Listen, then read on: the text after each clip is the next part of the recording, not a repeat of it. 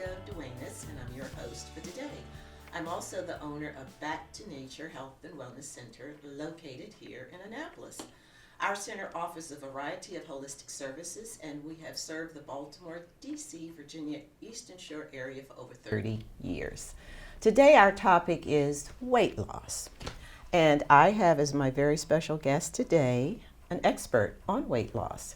Her name is Lee Salustio Hall, and she is the owner or co-owner of Happy Lee Fitness and In Shape MD. Thank you for taking time out of your busy schedule, Lee, to come to Annapolis. Thank you for having me come to Annapolis. I always like spending time with you, so I'm too. really glad to be here. Well, you know, we're sister friends, right? Mm-hmm. We go way back. We're neighbors. We were neighbors. You owned In Good Health. Yep. 30 years ago Yes, on Old Solomon's Island Road, and I was right down the street Right down from the you. street. You had an awesome center there, Yeah, fitness thank you. center. You've touched, moved, and inspired so many people for 30 years to take charge of their life and their health, and now you're still doing your life's work. Yes. And I really honor you for that, Lee. And you look radiant today. Thank you. And when I Thank see you, you always look the picture of health. Well, that's very kind. I don't always feel it, but I certainly try to maintain that as much as possible. Well, before we talk about weight loss, because you know the holidays are rapidly approaching and people generally gain 4 or 5 pounds of Even weight. more, You know, people indulge, they enjoy the holidays, but they sort of become unconscious. So Yes. I know you're going to get us back on track to conscious eating. Yes, ma'am. And help us to keep moving, because that is your motto, keep moving. Yeah, just keep moving. So before we talk about weight loss and the state of health in America, tell us something about Lee and how you were guided into fitness and health and your background. My background, just starting as a child, my parents were very blessed. My mom, I meant to mention, is a nurse, and she's been a nurse for 50 years. She's still practicing in her 70s. Wow. And she was able to, between her and my father, influence all 6 of us greatly. We were taught at a very, very young age that food can be toxic or it can be a gift. It's either good for you or it's not. And so they were a little limiting on what they let us have.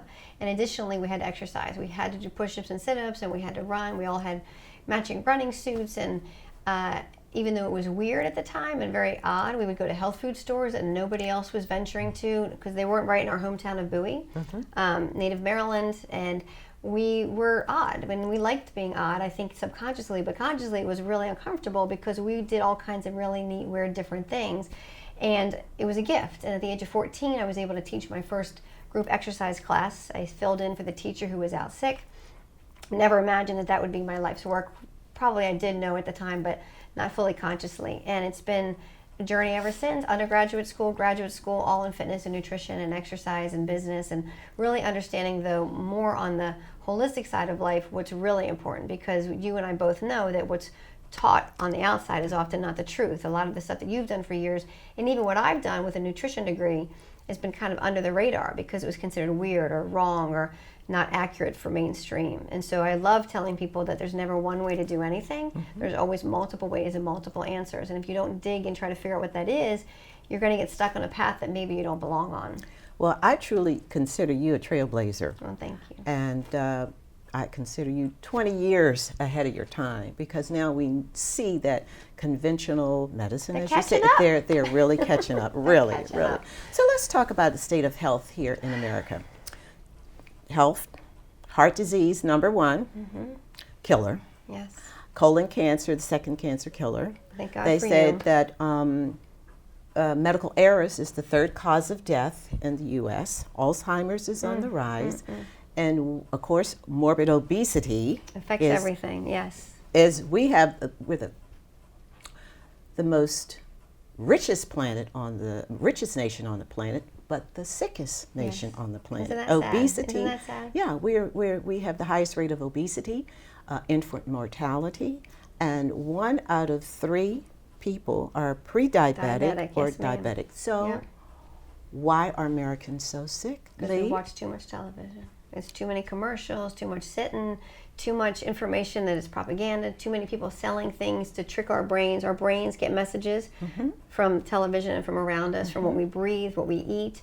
our digestive system and our brain are not talking. They're both considered brains. There's a brain in our gut, absolutely. right? Inflammation. But the messengers that are communicating through the hormone pathways are all out of whack because of all the chemicals we put in, all the preservatives, all the antibiotics, the weed killer alone is killing us, and internally we get the wrong messages. So we think, oh, I should eat more, and we try to teach people to eat less and less often. It's really important, and that's a whole other topic we'll get to. But we're not getting the messages that we need to be healthy. Another phenomenon that's taken place, and I see it happening right before my very eyes, Lee, and it really grieves my spirit when I see this. Younger people are developing age-related diseases. I mean, serious illnesses like colon cancer, and they're leaving the planet too soon. Young people are having heart disease, they're becoming diabetic, they're on antidepressant medicine. Major amounts of those. A lot of serious health issues our young people are suffering from, and for all the reasons that you just mentioned. Because our bodies can't handle the chemical overload. And we are the water not we able breathe, to filter. The water we drink, not breathe. The We air we can breathe, the water lotion. too. It's all good. The lotions, potions yes. we put on their skin, the foods that we eat, fake food, the chemicals, everything has been inundated with chemicals, and it becomes very toxic. The body can't process it. The body can't eliminate. The body can only store so much. Fat and chemicals and preservatives and toxins, and the body can only push out so much. And if our filtration systems are all messed up, if our detoxification pathways, there are people out there that say, oh, don't detox. Well, if you don't make the rate and the ability to detox healthier and better, and it slows down, well, I'm sorry, you're going to have a toxic dump inside your system. And if your elimination pathways are all mucked up, you're going to have a problem. But if we would just put in more clean stuff. Absolutely. We tell people all the time, when you drink a ton of water, you're pushing out the dirty, stinky, mosquito, toxic water. And most of us are drinking toxic water, just to make it worse. Speaking of. So that's a sad commentary. But there is hope, and I'm an eternal optimist. Thank God. That things will get better for us, because it's people like you who are educating, inspiring, and empowering people to take charge of their life and their health. Let's talk about weight loss now. Weight loss. First of all, let's talk about obesity and the harmful effects of being overweight. And I think I shared with you off camera. I had a brother. He's now on the other side, because I do believe, that spirit lives on. Sure. At the age of 33, his colon ruptured. He had diverticulitis, but he was about 300, maybe almost 400 pounds. This was at age 33. So he had surgery, he had to wear a bag, colostomy bag for a year. He's 30 years old. 30-some. Wow. But now, just recently, Lee, I had a client share with me that 3 of her close friends, or friends that she knows, in their late 30s, have just recently passed from stage 4 colon cancer. It's amazing. That is a red flag goes up here. Of course, yeah. Sometimes I have clients who come, they only go to bathroom once a week. Once a week. Once every 2 weeks. Most female patients coming in for weight loss, if I interrupt for a second. Yes. Because we see mostly weight loss Yes, patients. yeah. Females in general have learned at a very young age to hold it in. Absolutely. And the average female goes twice a week. And I try to teach them. There are people that go twice a day. That's 14 times in a week that they eliminate, and you eliminate twice. Do you not understand that there's a problem? That's a serious problem, because there's a process called auto-intoxication, where your body reabsorbs those toxins. Because they're hanging out long enough to be stored. Absolutely. I didn't mean to cut you off, but it's mind-blowing. Absolutely. Well, back again to weight loss, because, that is something that we all need to be concerned about. And I have clients who come in, and many of them come in because they want to lose weight, But you said there's not just one way to lose weight. Never Now, one we just way. talked Never about the one harmful way. benefits of being morbidly obese. This visceral fat that I really want you to elaborate a little bit more on that. The visceral fat means organ fat, the fat that's around each and every part of our body. It's there to protect the organ. So the heart, the liver, the kidney, the spleen, they all need gallbladder, they all need a little bit of protection, and it keeps them warm. So the visceral fat is important for warmth and protection. But when it's over a certain number, and depending on what clinic someone's going to go to, they might have a scale like ours. We can see 10 and under is really healthy, but 10, 20, 30, 40 pounds of visceral fat usually correlates with a lot of diseases and a lot of medications. So when we work with patients on weight loss, depending on which path we take, that number will go down each week. And what's beautiful is they start to come off their medicines. Right. So it's the visceral fat and the belly fat that store fat and toxins, and as these toxins go to leave the body, if the colon's not irrigating properly, if the kidneys aren't working properly, if the skin's got a bunch of chemicals on it and stuff can't get out, we create even more of an auto-intoxicating problem. We create more problems. So it's very important when working with weight loss that you keep all of this in mind. Right. I still promote dry skin brushing to keep the dead skin cells off so that the body can produce, or eliminate the stuff that it's producing. So we're going to talk about why it's so important to detox and supplement. Now, according to Dr. Wallach, who is the founder of Youngevity, he's 78 years old. He sued the FDA 9 times and won. I didn't know that. Yes, Oh, yes. And he comes to this area generally twice a year at BWI Marriott. And he's spoken before the UN at least 3 times, and they always want him to come back because he's talking about the global health crisis. So he says every day we need 90 essential nutrients. Isn't that amazing? 60 minerals, 16 vitamins, 12 essential amino acids, and 2 to 3 fatty acids. And he says that a lot of the problems that people have that is related to weight gain is because we're so deficient in nutrients. So we have these cravings, and we're just constantly eating fake foods, junk foods, to satisfy that fakeness. Absolutely, and we're gaining weight because we're so nutrient deficient. Yes. Now, I'm going to share this with you. I was a vegan for about 15 years. Because I thought that was the optimal, healthiest diet, right? A lot of those out there. Yes, and we're going to talk about intermittent fasting All and kinds of stuff. ketogenics and what's the other one? There's Paleo. Paleo, there's Mediterranean. Well, I was on a crusade to. You were a vegetarian crusade? I was on a crusade to convert everybody into a vegan. That was many years ago. But you don't know what you don't know, right? My parents took us through when we were babies. I understand. After 15 years of being a vegan, I started having dreams of eating chicken and fish. I mean, really, it was like in vivid color. I was dipping lobster in butter. I had started having dreams. Too many of those nutrients, proteins and fats. Absolutely. And when I started working with Dr. Andrea Sullivan, a very prominent, well-known naturopathic doctor in D.C., giving colonics to her patients, I shared with her that I was becoming very anemic, and that I started having dreams of eating chicken and fish. So she asked me about my blood type. I told her I was an O. She said, Argo, you really should have never, ever been a vegan. That's good for detoxifying purposes. Short periods of time, we tell Absolutely. People. But you know, according to your blood type, which is mine is O positive, I should have been eating some protein. So there's still a lot of controversy about the blood type theory. Body type theory, blood type theory. But there's some really good nuggets in there. I am a firm believer that it has some validity. Really Why? Does. Because my body was letting me know. And did you make some changes? Oh yeah, honey. At the cellular level, I sure did. And I changed my diet. So we have a not new, but we're taking some of our work, and we have nutrition nuggets with Chuck and Lee at InShape MD. And different video each week on a different nutritional topic, because there are 90 some. And so we can do blood testing, we can do urine testing, we can do saliva testing to look at all kinds of anything. We can do hair testing to look for mineral deficiencies. But one of the things we really try to, for example, sea salt. Sea salt is 84 minerals, as you know, and our bodies don't make a lot of these nutrients. We need other things to go in, and we need enzymes and cofactors to make things. But the essential amino acids, the 12 essential amino acids and the essential fatty acids, we have to get from outside sources. Absolutely. And if we don't, then we're going to have a very difficult time even trying to make the rest of what the body needs. There's no real essential carbohydrate or sugar. Sugar is not really essential. I mean, honey is probably a better choice, but it's not an essential nutrient. It doesn't make a lot of other things, but in excess, it does make something. It makes fat.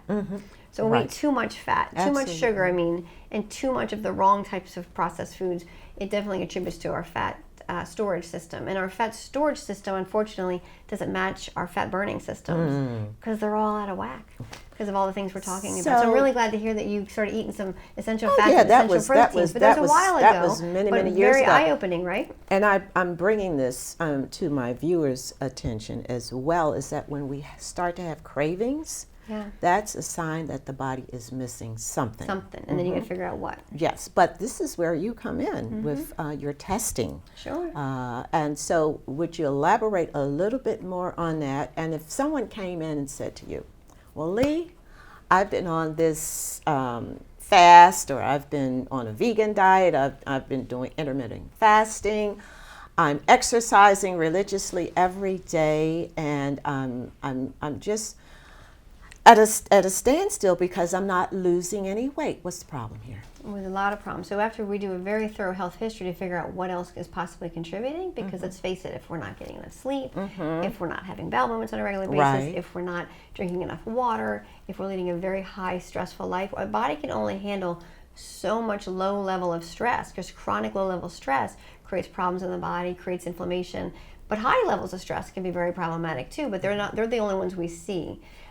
We would spend more time talking about the ultimate goals and how what they're doing is serving them versus not serving them, and make a lot of different recommendations based on some patients will want to get some things tested, some people might not want to test, they just want some direction. So it really is going to be unique to that person. With respect to not seeing any results, often people are over-exercising or they're doing the wrong type of exercise. When it comes to eating, often if what you're doing is not working, it's time to change it up. So we have to spend some time with the patient to help them understand what options exist and help figure out what the next path is. And that path might be short-lived, because if I did what I did 20 and 30 years ago, I would not still be getting the same results today. So because we're biochemically individuals, we're unique at all parts of our body, we have to constantly look at all the different approaches to our own individual wellness. And that's where we come in as coaches and guides to help people figure it out. So it is a holistic approach. Always holistic. Mind, approach. body, spirit. And you talked about stress. Oh my goodness. And you want to talk about cortisol a little bit. Cortisol. Love talking about cortisol. Cortisol, as you know, is something that our bodies produce through our adrenal glands. They sit on top of the kidneys. They can be dried up, like cereal crunchy old, I don't want to name a brand of raisin brand, but dried up raisins, or they can be plump and juicy and full of life. And so depending on how we're treating ourselves and what we're giving or not giving our bodies dictates how strong our adrenals are. So when we burn out our epinephrine and norepinephrine stores, or from too much high and intense stress, or when we don't get enough rest, or we're not giving our body what it needs, our cortisol levels will suffer. We'll either be hypercortisol for a while before we crash, or we'll be low cortisol. I always say, how do you get out of bed? And when you don't have good cortisol and you're trying to burn fat, your body says, hey lady or sir, I can only do so much. I can't deal with this stress and release these fat stores that you want me to do. And by the way, what you're doing is not working. So it's trying to figure out how to balance all that. We do urine tests and saliva testing to help people figure that out. We have a nurse practitioner on staff that helps us with all of it. Blood-wise, we look at hormones. We look at a lot of different things. So how do you test for cortisol levels? A cortisol test is done. A cortisol test is best done through urine testing or saliva testing. Okay. And it'll be testing done in the morning, early afternoon, evening, and bedtime to get a rhythm, a picture of your rhythm. And the rhythm should go like this. Okay. And a lot of people, it goes like this, or it goes like this, or it just flat out nothing. And it's a neat visual to help the patient then understand, well, what can I do about it, whether it's supplements or drugs if necessary on occasion. And it's about life. Everything's about lifestyle. Right. Yeah, because my next question was about how do you balance out those hormones? It just depends on what the results are. So some patients might need some dampening herbs and vitamins and minerals to help to tone down the cortisol levels, whereas some people might need help in the morning getting out of bed because their cortisol should be here and it's way down here, so they need some nutrients and things to help them. And it's a major diet change that occurs with that as well. One thing that I'm seeing with people, even with myself at times, is sleep deprivation. Oh my goodness. So you want to talk about sleep deprivation and how that affects them. Everything. Yes. So when we don't get enough restorative sleep, deep sleep, long enough hours of sleep, uninterrupted sleep, our bodies can't do all these things we're asking of it. So the body needs to get into a rhythm, and throughout the night, I love that people wear Fitbits to look at how much they move or don't move, but there's certain things, aspects to it that I'm not crazy about. But one of the neat tools for a short period of time is to check your sleep patterns, because you can do that at home. I don't think we should wear technology every night of our lives in our bedroom. But for a week or so, just to get a picture that you otherwise wouldn't see, you can see that some people, they toss and turn and they really don't get into a deep sleep at night, and therefore it affects their body's ability to perform and function, let alone burn fat and be healthy. Absolutely. And so sleep is one of those things that we need to protect like you would your child. I mean, it's I love sleep. I think sleep is one of the most critical things our body needs. So what time should we go to bed? I always say we're all unique individuals, but the belief is the earlier you go to bed before midnight, Okay. the better, more deeper your sleep is going to be. So I try not to speak in general terms, but there's some people that get by with 5 hours of amazing restorative sleep. Right. And some people need 7 to 8 hours of sleep. I would like to get 12, and I never get 12. I just So, think it sounds good. so what ideally, generally 6 to 8, speaking, 6 to 8. what time should we go to bed? What time is it that doesn't phases of the liver? There is a belief, you probably have a little bit more insight on this too, that if you go to bed by 8 and 9 and get up between 4 and 5, it's just a healthier person, but I don't think too many people do that. I don't go to bed 8. Nobody does. I mean, I know 2 people that do. And they get up at 4 and they go for a run and they start their day at 6. Okay, so now when we're going to go back into foods, let's talk about some of these diets and buzzwords that people come in and they say, well, I'm on a juice fast, or I'm doing intermittent fasting or ketogenics. Explain all of that. So, okay. as you and I both have discussed over the years, none of this is new. None of it is earth-shattering. None of it just hit the press. Absolutely. It's just finally raising to the point of consciousness, and other famous people are becoming more aware because they had some good results. Right. And therefore, it will become more acceptable, pushing against mainstream medicine. For example, living in a ketogenic body, it's not abnormal, it's not new.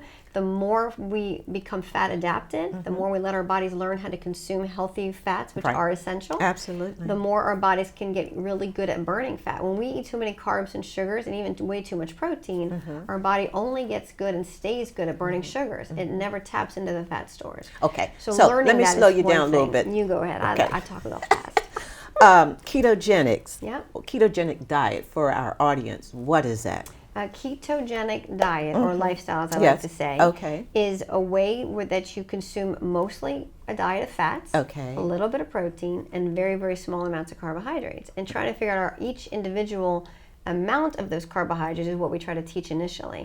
There are urine sticks that can be used, and we prefer to use a blood meter. It's a finger prick every day or after certain meals for a period of time to learn how does that food or the food you had the night before, how is it affecting your body's ability to keep your blood sugar in check. That's one of the tests. Right. And keep your keto levels elevated so that if the ketones are high and if the blood sugar is on the lower side for you of your normal, you might be then therefore burning more stored fat.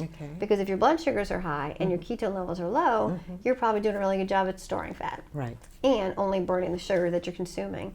So trying to figure out each individual's levels of ketosis requires a very individualized path.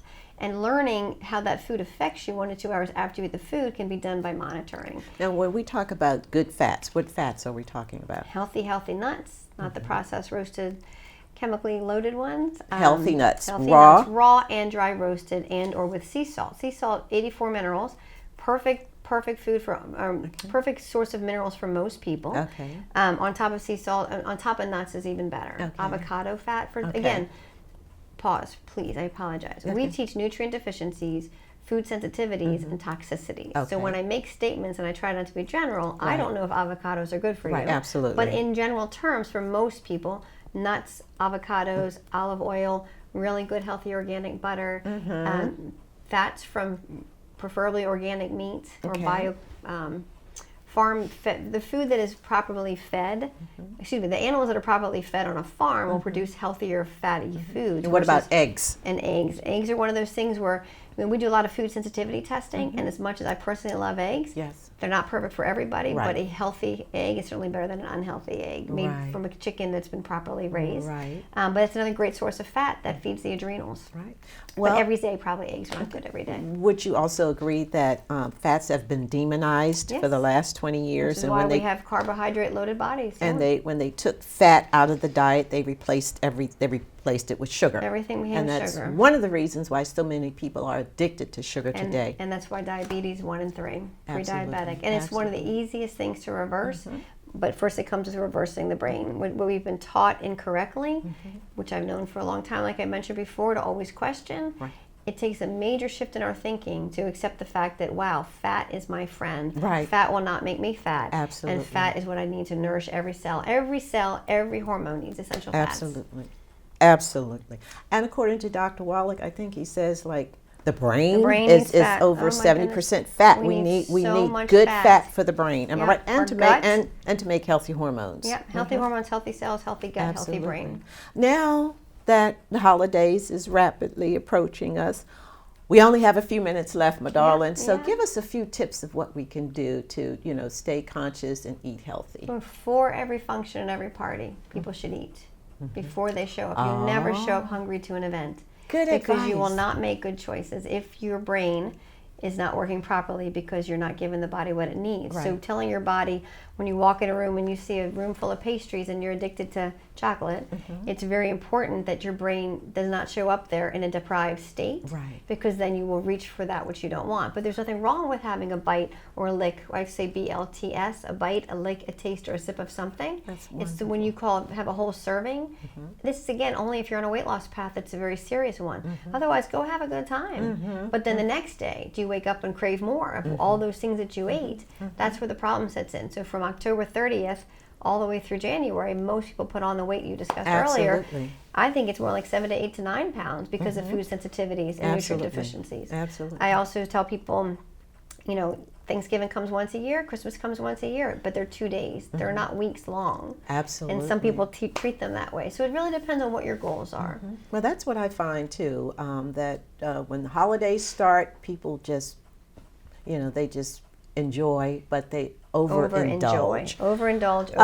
A few minutes left. Any final comments? Give us your website and where we can connect with We're you. at SavernaParkInShapeMD.com and also HappyLeeFitness.com. And if anybody has any questions, they can reach us at Lee@SavernaParkInShapeMD.com. And our phone number is 410-975-5666. And we love helping people figure this out. It's not a Rocket science. one size. It's not rocket science, but it's not one size fits all. Right. And because we're all biochemically unique and individuals, it often requires a coach that you maybe haven't worked with before, and that's what we're here to help you with. Between my husband Chuck and I, Chuck manages most of the fitness side of our practice. I manage mostly the anti-aging medical weight loss side, where we do the hormones and such. But together, most people need a little bit of both. So Coach Chuck and Lee are there to help you. Well, Coach Lee, God bless you, and thank you so Thank much you, for being honey. my Thank very you, thank you. special guest today. Thanks for having me. And we Appreciate will it. have you back. Thank you. 'cause, We're gonna hang out you some are more. definitely an educator. Thank you. And you've And I- touched, moved, and inspired so many people, As have including you. As have myself. you. Thank you Thank so you. much. Love you. Love you Thank too. you. And thank you for watching Your Health is Your Wealth. Remember, in this very present moment, we do have the power to take charge of our life and our health. And have a magnificent day. Thank you. Thank you. Thank you.